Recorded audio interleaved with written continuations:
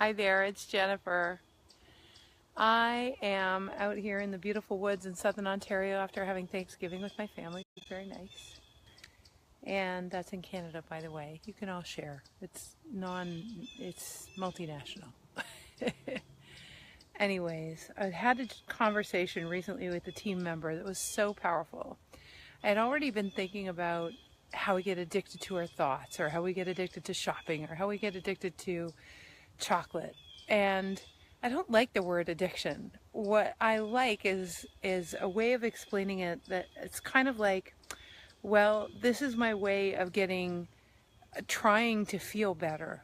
Not that it's the best way to feel better by any stretch in many cases, but there's almost in the background, when I was talking to my wonderful colleague, there's almost in the background this feeling like I need these distractions, or I need these grounding mechanisms, because I actually don't think I can handle it alone. I think the world is too much. I think what's happening around me is too much. And certainly right now, with people threatening violence and the polarity in the world, and most certainly all the changes that are happening for all of us as a result. Also, the Mother Earth reflecting all of that polarity with all sorts of perceptive disasters. There's a feeling inside of us that we can't handle it. We can't do it. We can't do it alone. We need something to compensate. We need a blankie. We need to go under the covers. We need to hug a tree. We need to do something. But I want to tell you, now this is going to seem really strange for me to say. It's not a motivational speech.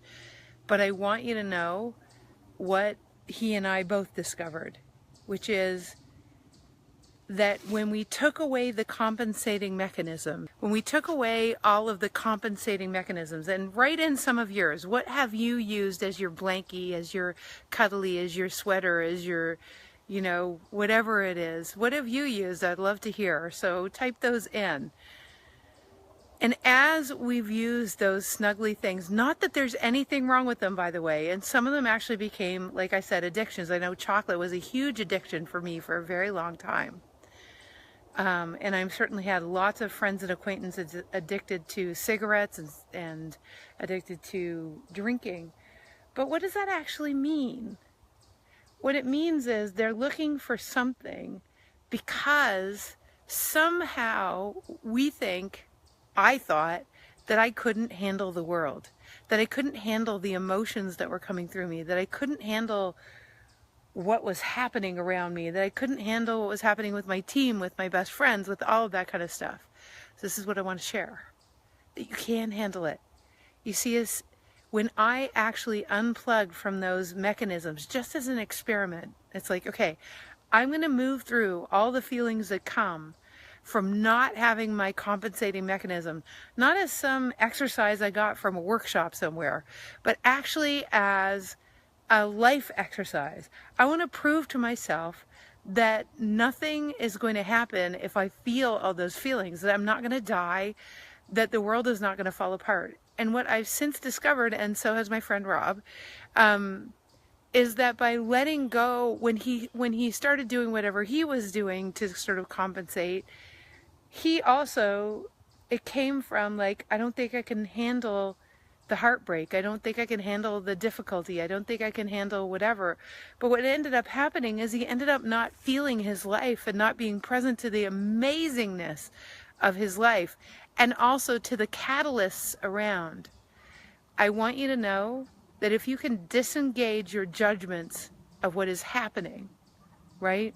If you can actually disengage the judgments of what's happening around you, if you can relinquish the need to foreshadow what's going to happen in your future and let go of the compensating mechanism. Some people even get addicted. I noticed that my dad was addicted to TV because he wanted to watch everything that Donald Trump said or whatever happened with, North Korea.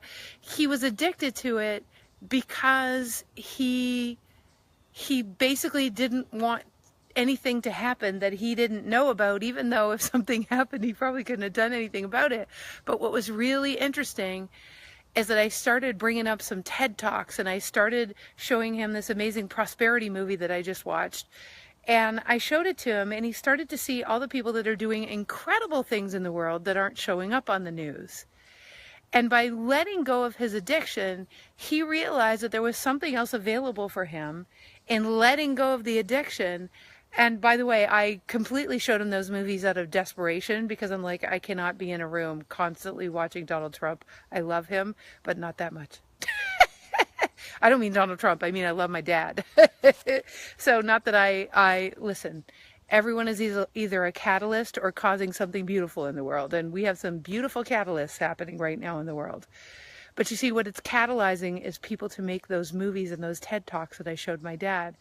And my dad, you could sort of see him settling back, his shoulders coming down and starting to relax and realizing that he can handle it. But he needed some inspiration, and he needed some awareness that something else was going on. So he had to let go of the addiction in order to see. So did I. I had to let go of my addiction to chocolate to know that I don't need to feel good all the time. I don't freaking need to feel good all the time, and neither do you. It's okay to be uncomfortable. You're not gonna die from it. You can handle it. I can handle it. You can handle it. We can all handle it. But here's how we handle it. We handle it together. We're not alone anymore. We all know that something else is possible. The emperor has no clothes. It's the elephant in the room. We all feel it. You feel it. I feel it. We all know that we matter. That the people in power are actually us. So you'll never find that out if you hold on to the blankies. Because the blankies, are as though they're a statement that you're a victim of what's happening around you. So I'm going to give everyone an exercise. It's an exercise. So I had a second conversation right after the first. So I had a conversation with my friend Rob about having blankies. And then it followed up with a beautiful conversation with my friend, dear Holly. And the conversation ended with me giving her a little exercise. And I said, listen, if you really want to know that you have the capacity to shift anything,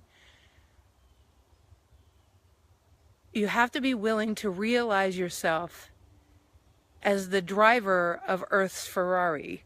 You have to realize yourself as bigger than all of it. So here's the exercise. You ready? Close your eyes. And imagine you get bigger. Well, I'm going to get bigger than this forest. You're going to get bigger than wherever you are. If it's a house, apartment, whatever.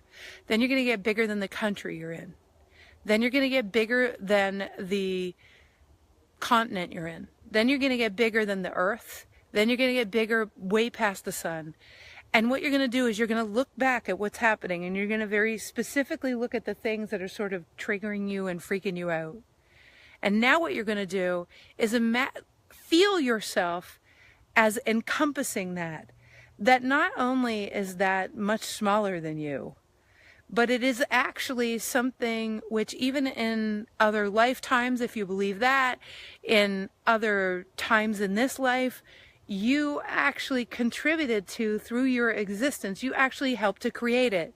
Now, if you can own that you helped to create something that you, even if you don't like it, your personality doesn't like it, if you can own that somehow that you're bigger than it and then it's included in your world, you are the captain of your world. That means that it can shift. The question now becomes, what are you going to do? What is there to do from your heart, from love, from whatever it is? And right now, I can tell you that what I was going to do is do this Facebook Live with you. So please, if you think this will help anyone that feels disempowered or less than, or feels like a victim, or is using something as a blankie to keep them from being in the world, if I can handle it, and if our clients can handle it, and if we can handle it, you can handle it too. We can all handle it together, especially if we're together.